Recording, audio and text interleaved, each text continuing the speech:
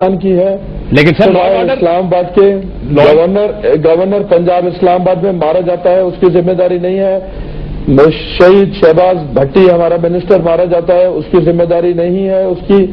اب لاہور سے گورنر کا بیٹا کڈنیپ ہو جاتا ہے، اس کی ذمہ داری نہیں ہے، کیونکہ وہ سندھ سے الیکٹ ہو کے سندھیوں کے ووٹ لے کے وہ سینیٹ میں گئے ہیں. حالانکہ وہ ہیں سیالکوٹ کے، سیالکوٹ والے بھی اس کو اپنا نہیں مانتے، کوئی بھی اس کو سب ڈسون کر دیا. سندھی بیچاروں نے کہا کہ ہم نے پہلے بھی اتنے لوگوں کو پناہ دی ہوئی ہے، ایک اور کو ہم پناہ دے کے سینیٹر بنا کے بھیجتے ہیں. انہوں نے ان کو سینیٹر بنا کے بھیجا، تو اس لیے وہ سندھ کا قرض سمجھ کے سندھ میں جب بھی کچھ ہوتا ہے وہ بھاگے بھاگے یہاں آتے ہیں، یہاں ڈیرا جما کے بیٹھتے ہیں، سب زیرو ہو جاتے ہیں. واہ واہ صرف رحمان ملک کی ہوتی ہے.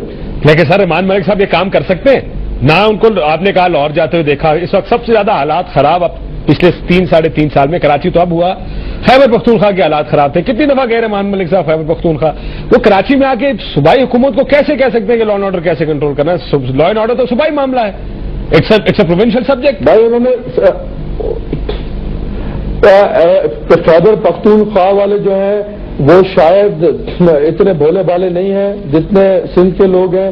تو انہیں پتا تھا کہ میں اگر سینیٹر بن سکتا ہوں تو سندھیوں کو بیوقوف بنا کے بن سکتا ہوں، اس لیے وہ یہاں آتے تھے اور فائنلی اچیو کیا انہوں نے.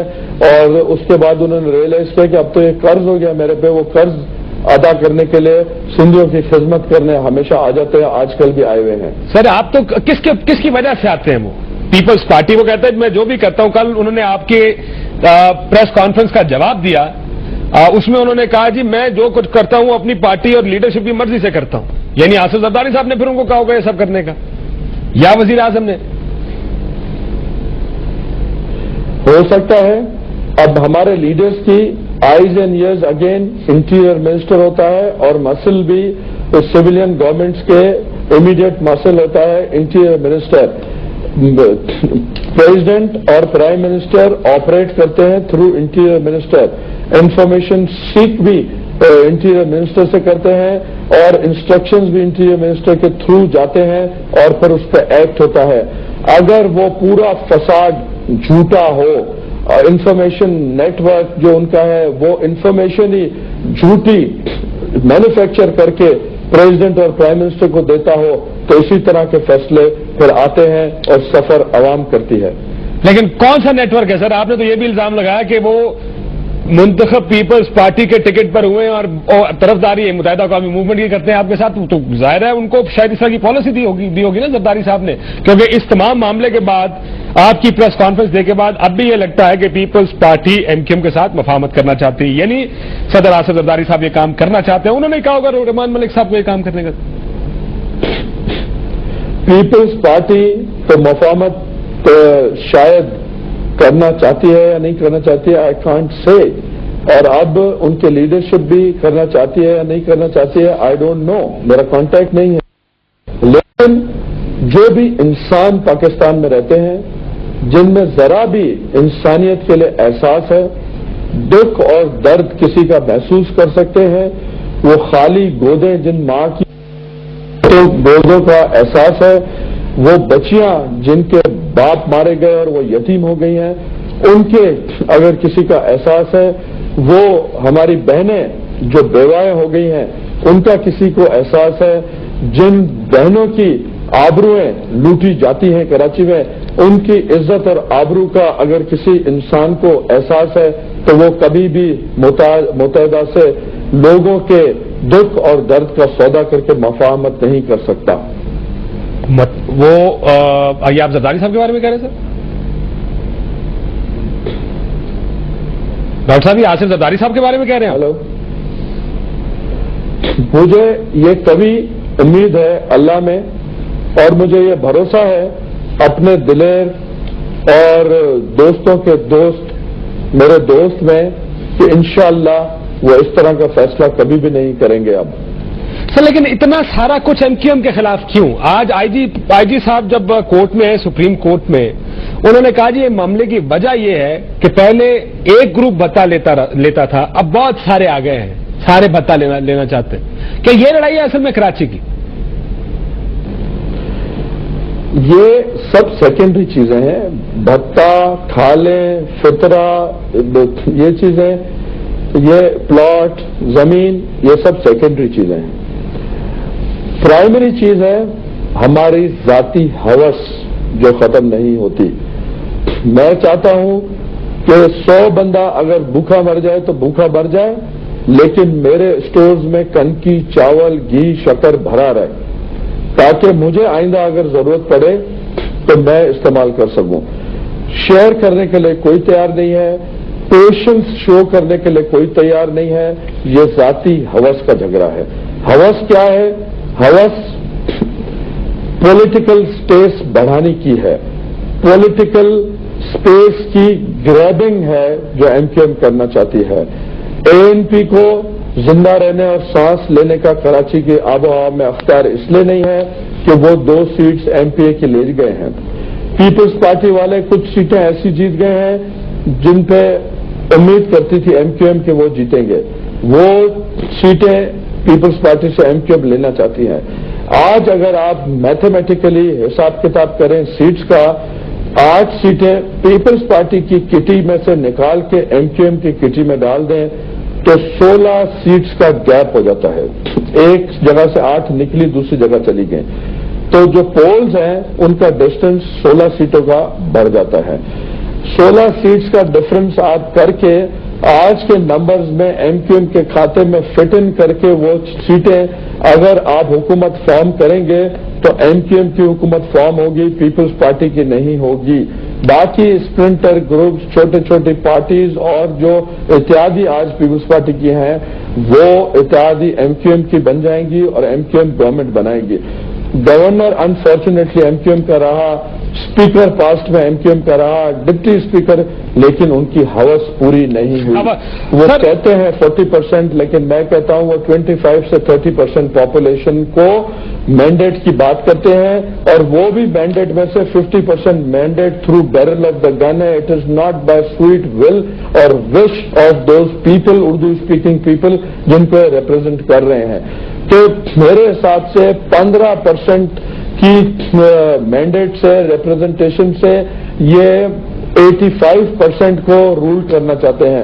اب ان کا ٹارگٹ ہے chief minister Sindh next election میں یہ 8 سیٹیں یہ ریٹریو کر کے لے کے چیف منسٹر سندھ بننا چاہتے ہیں، اور ہمیشہ کے لیے میجورٹی جو سندھی ہے، باقی لوگ جو یہاں پختونز رہتے ہیں، 40 لاکھ پختون ہیں اور پنجابی اسپیکنگ ہیں، بلوچیز ہیں، ان سب کو ہمیشہ کے لیے سلیوز کرنا چاہتے ہیں. اور ریڈ انڈینز کی طرح یہاں جو ہے اس طرح کی جگہیں بنا دی جائیں گی جہاں. لیکن ڈاکٹر صاحب آپ ٹھیک کہہ رہے ہیں، آپ کا نقطہ نظر کہ ان کا ووٹ بینک کی پرسنٹیج کتنی ہے، لیکن یہیں پہ ایک امن کمیٹی بھی ہے ڈاکٹر صاحب جس کے بارے جو آپ شاید آپ نے بنائی ہے، جس کے بارے میں کیا آپ ان کے بارے میں قرآن لے کر حلف دے سکتے ہیں کہ نہ وہ بھتہ لیتے ہیں اور نہ لینڈ گرابنگ کرتے ہیں؟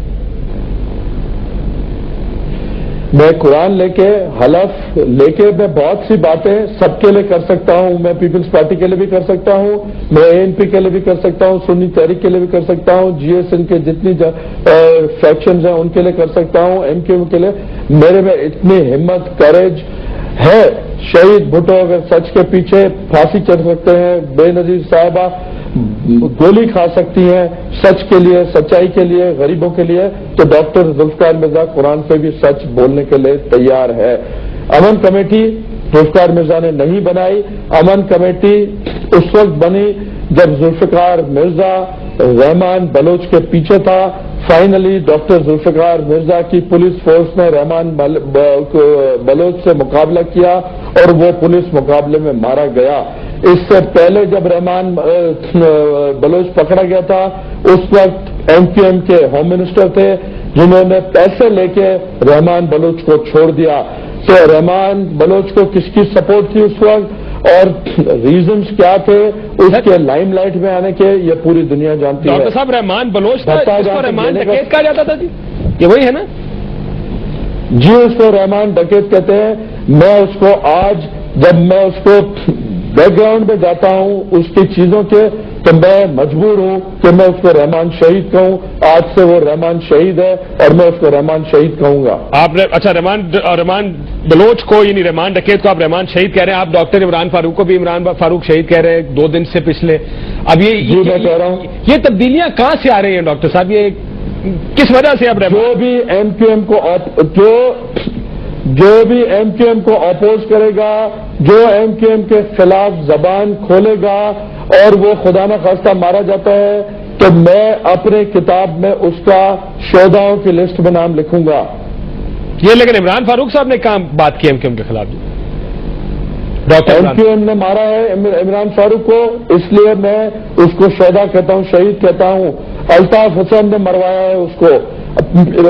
ایم کیو ایم کے لڑکے گئے یہاں سے جن کو ایڈمیشن دلایا گیا لنڈن میں ایڈمیشن لینے کے بعد انہوں نے ریکی کی اور اس کو مار دیا. تیسرے بندے نے فیسیلیٹیٹ کیا ان کو ٹکٹس اور ایڈمیشن میں، جو سری لنکا میں رہ گیا. 2 بندے آئے، اس کو یہاں کی ایجنسیز نے اٹھا لیا اور اس کے بعد سری لنکا سے وہ بندہ آیا جو سلپ ہو گیا. گورنر کو پریشرائز کر کے ایجنسیز نے اس کو سرنڈر کرایا. اب وہ ایجنسیز کا کام ہے کہ یہ کیس لا کے سامنے رکھیں کیونکہ یہ پاکستان کی بقا کا سوال ہے، پاکستان کو بچانے کا سوال ہے.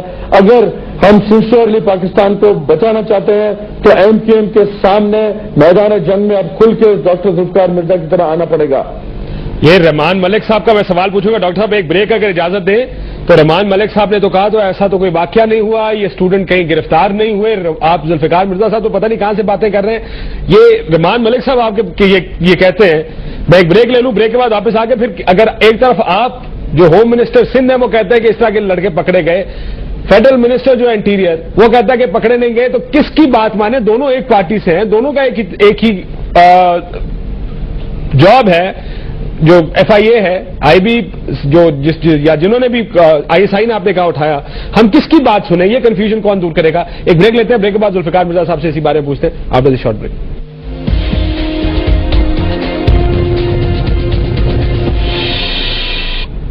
ویلکم بیک ناظرین. ہمارے ساتھ ذوالفقار مرزا صاحب موجود ہیں، سابق ہوم منسٹر سندھ، سابق سینئر وزیر سندھ. اب انہوں نے کل استعفیٰ دے دیا اور پریس کانفرنس کی. ڈاکٹر صاحب آپ سے جاننا یہ چاہوں گا کہ رحمان ملک صاحب نے تو صاف انکار کر دیا جن 2 لڑکوں کی آپ ذکر کر رہے ہیں جن کے بارے میں آپ کا خیال ہے کہ وہ مہاجر اسٹوڈنٹس آرگنائزیشن کے لوگ تھے جن کو ایڈمیشن دلا کے انہوں نے عمران فاروق صاحب کا قتل کیا. رحمان ملک صاحب کہتے ہیں ایسا واقعہ ہی کوئی نہیں ہوا. رحمان ملک کے لیے میں پورے پاکستان کی نیشن کو مخاطب کر کے یہ کہنا چاہوں گا،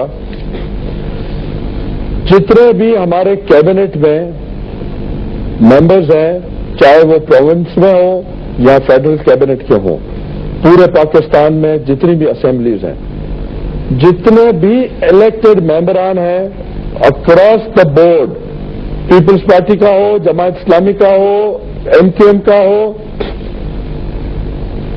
جتنی بھی پارٹیز اسمبلی کے اندر بیٹھی ہیں، سینیٹ میں بیٹھی ہیں،